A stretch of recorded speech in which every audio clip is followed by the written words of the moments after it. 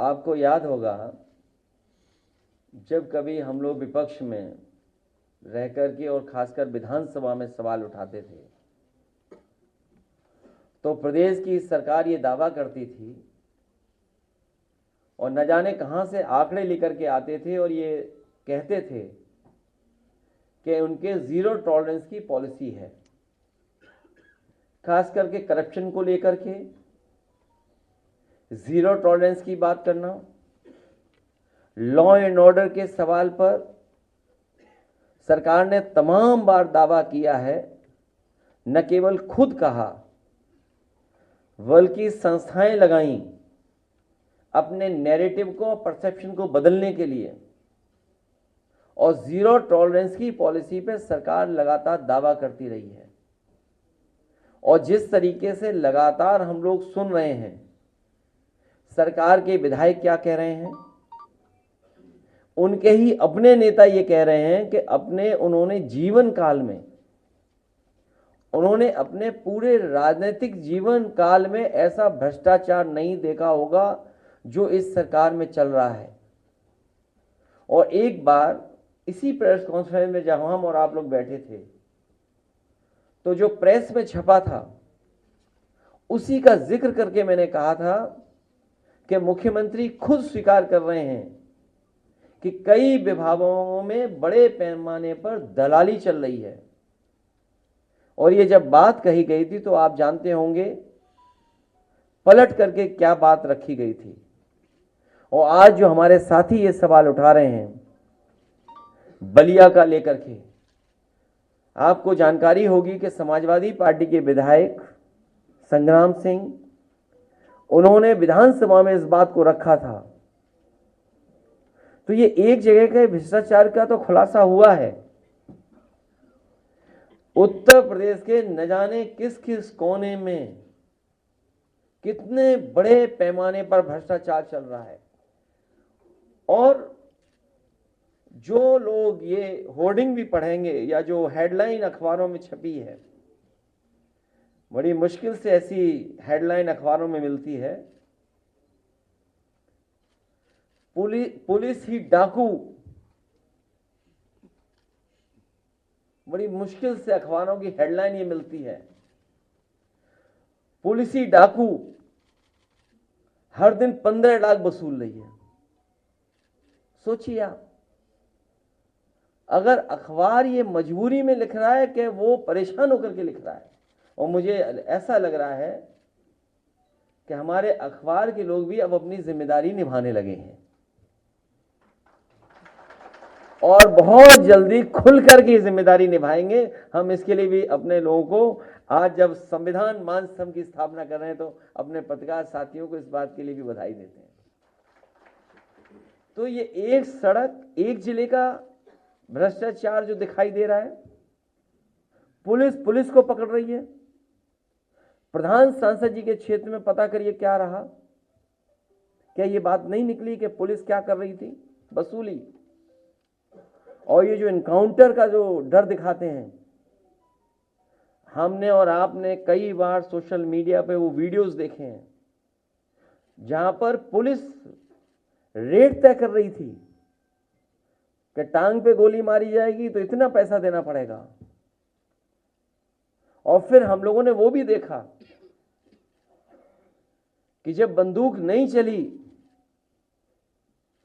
तो पुलिस ने एनकाउंटर के लिए अपने मुंह से ही ठाए ठाए ठाए कह दिया था, याद होगा आपको। क्या आपने, हमने नहीं देखा, सुना? और मुझे याद है नोएडा का पहला फेक इनकाउंटर हुआ था, एक इंस्पेक्टर जिम का जो लौट रहा था, पुलिस ने उस पे गोली चलाई थी। वो आज विकलांग है, वो चल नहीं सकता। अगर सरकार उसी समय न्याय दे देती जब हम लोगों ने सवाल उठाया था, तो आज ये उत्तर प्रदेश की स्थिति नहीं बनती। और ये एक घटना नहीं है करप्शन की, हमने आपने लाइव देखी है चीजें। और ये झांसी के हमारे जिलाध्यक्ष बैठे यहां पर,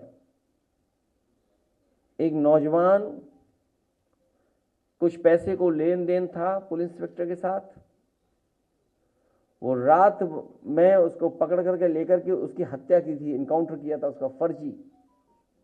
एफआईआर नहीं लिखी जा रही थी, कोर्ट ने एफआईआर लिखी और अखबारों के माध्यम से मैंने पढ़ा था। उसकी परिवार के सदस्यों ने और खासकर उसकी पत्नी ने कहा था कि अगर मुझे न्याय नहीं मिला तो मैं आत्महत्या कर लूंगी। दुख है इस बात का कि उस परिवार को ये सरकार न्याय नहीं दिला पाई, उसकी पत्नी ने आत्महत्या की। मैं कितनी कहानी बताऊं आपको। लखनऊ में भी एक हत्या हुई है, सरोजनी नगर इलाके में। कौन बचा रहा है सोचो आप। सरकार में बैठे लोग, खासम खास लोग जिनके पास पैसा है, जिनके पास संपर्क है, उस हत्या का खुलासा नहीं होने दे रहे हैं और जो दोषी हैं उनको नहीं पकड़ने दे रहे हैं। वो लोग बीजेपी के लोग हैं शामिल। मेरे में पूरी फाइल है कि जहां बीजेपी के लोग ही कानून व्यवस्था को बिगाड़ रहे हैं। तो कितनी कहानी बताऊं, ये तो कुछ जगह की कहानी है। और आप याद कीजिए आईपीएस कितने दिन फरार रहा। कानपुर में जो दंगा हुआ था, मैं आपके सामने कह रहा हूं, कभी ना कभी जांच होगी, उसकी दोबारा जांच होगी।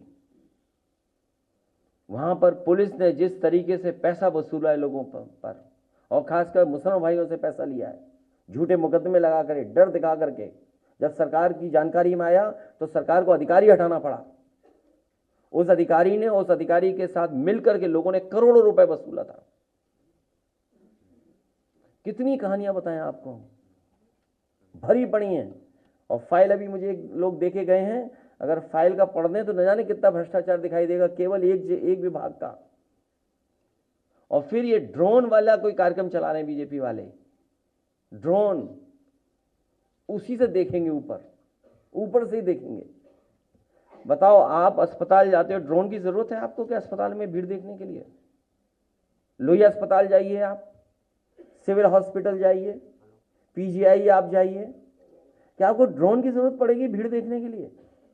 आप किसी रेलवे स्टेशन पे चले जाओ, आपको जरूरत पड़ेगी ड्रोन की भीड़ के लिए, देखने के लिए? तो 10 साल रह करके इन्होंने हर व्यवस्था को खराब किया है, हर व्यवस्था, हर विभाग बर्बाद कर दिया। ये दावा करते थे कि मेडिकल कॉलेज बना रहे हैं, बताइए 13 मेडिकल कॉलेज नहीं बन पाए जिनको एनएमसी ने मान्यता नहीं दी। कहीं मान्यता मिली है 13 मेडिकल कॉलेजों को? और जो मेडिकल कॉलेज हैं उनकी स्थिति क्या है? कहीं इलाज नहीं मिल रहा गरीब को। एक जिला अस्पताल नहीं बनाया जहां पर दवाई, इलाज, इंतजाम पूरा मिल जाए गरीब को। तो स्वास्थ्य विभाग वो दिखाई दे रहा है, और कितना भ्रष्टाचार होगा उसमें पता ही नहीं। ये तो कुछ खुल रहे हैं, और ये खुल इसलिए रहे हैं कि कुछ लोग मोहरा बन गए हैं। वो मोहरा हैं, दिल्ली के वाईफाई के वो पासवर्ड हैं।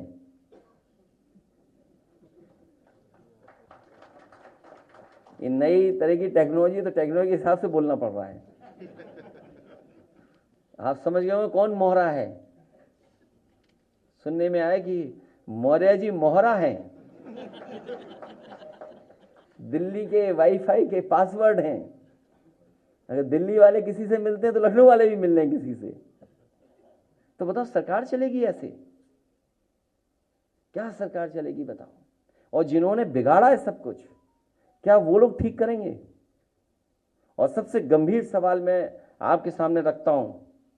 मुझे याद है कि इस प्रदेश के गवर्नर थे, हमें चिट्ठी लिखते थे और अखबार में सरकार को, समाजवादियों को बदनाम करने के लिए जातिवादी का आरोप लगाते थे। बताओ, कोई है कहीं कोई जो गिनती करे कौन कहां बैठा है? बताओ, मुख्यमंत्री जी कौन है, मुख्य सचिव कौन है, प्रमुख सचिव कौन है गृह, और विभाग में कौन कौन कहां बैठा है? सोचिए आप भी तो थे, कभी कभी उठाते थे सवाल जातिवाद का। तो आप विचार करिए, गंभीर सवाल है। तो यूपी ऐसे नहीं चलेगा। यूपी की जनता को इन्होंने धोखा दिया है। यूपी की जनता का इन्होंने सब कुछ बर्बाद कर दिया। बजट की बात तो लोकसभा में होगी कि यूपी को क्या मिला। हालांकि प्रेस के सामने मैंने कहा कि अगर पूर्वांचल एक्सप्रेसवे में केवल 25 किलोमीटर ये सरकार बना देती तो दिल्ली से भागलपुर तक आप एक्सप्रेसवे पे चले जाते।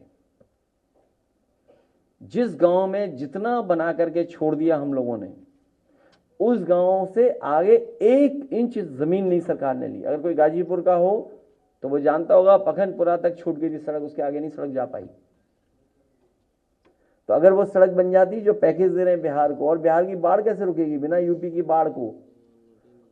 30-40 जिला तो हमारे बाढ़ में प्रभावित हैं, नेपाल से बातचीत किए बिना और यूपी की बाढ़ को रोके बिना बिहार की बाढ़ कैसे रुक जाएगी? यूपी की बाढ़ नहीं रुकेगी। तो इसलिए आप खेल देखिए दिल्ली के वाईफाई के पासवर्ड का।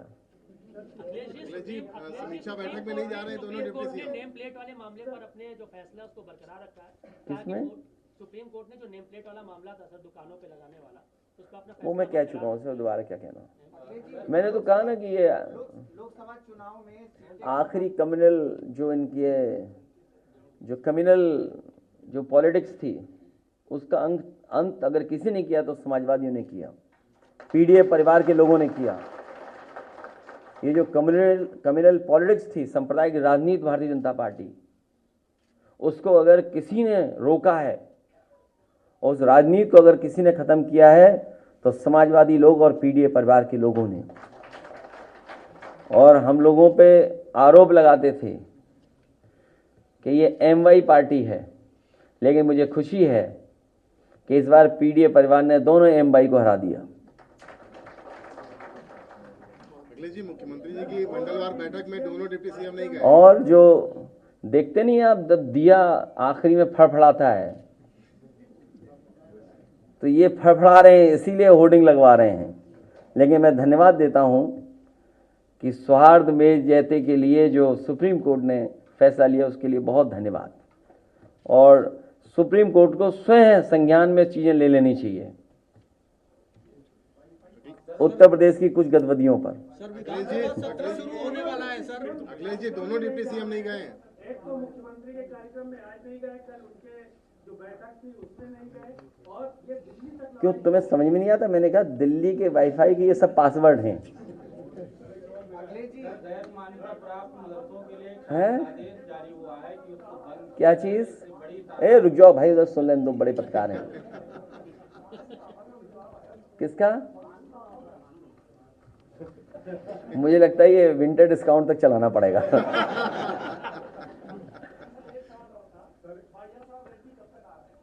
कहाँ? छोड़िए इन बातों, क्या रखा है। देखिए समाजवादियों का सिद्धांत हमेशा रहा है कि जहां अन्याय होगा उसके साथ खड़े होंगे। अगर उन्होंने ये बुलाया और कहा कि बड़े पैमाने पे उनके कार्यकर्ताओं की जान ली गई है और यूपी की तरह बुलडोजर वहाँ चल रहा है, तो इस बुलडोजर संस्कृति के खिलाफ हैं। जो कोर्ट है, हमारी संस्थाएं हैं, उन पे हमें अंततः तो भरोसा करना ही पड़ेगा। तो इस तरह की जो राजनीति है बदले की, तो इसका अंत नहीं है। मान लीजिए यहाँ बुलडोजर चला, यहाँ फेक इनकाउंटर्स हुए, हमने आपने देखा लाइव हत्या हुई, सोचिए आप, लाइव क्या मर्डर हुआ, तो क्या अंत है इसका? इसीलिए मैंने आपसे कहा कि मैंने उदाहरण दिया कि अगर पहला जो फेक इनकाउंटर हुआ था, अगर सरकार उसी समय कार्रवाई करती, वो आज भी जिम इंस्ट्रक्टर विकलांग है, सरकार ने कोई मदद नहीं की उसकी, तो आज ये स्थितियां नहीं बनती उत्तर प्रदेश में कि पुलिस को पकड़ रही है, पुलिस को लूट रही है। सोचिए आप। और हमसे बेहतर आप जानते होंगे, हम तो जा ही नहीं पाते किसी कार्यालय या मंत्री से उठने बैठने। आप में से तो बहुत लोग उठते बैठते हैं मंत्री जी के यहाँ, सब तरह कार्यालयों में घूमते हैं, आप जा सकते हैं। तो आपको हमसे ज्यादा भ्रष्टाचार पता है, लेकिन आप बताते नहीं हो।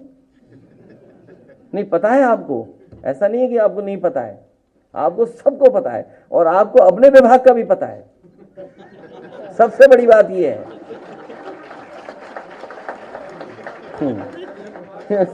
अगर ये बात गलत हो तो बताओ मुझे। नहीं, आप ही लोग कोई बता रहा था ना, इसलिए मैं बता। क्या हो गया संतोष जी?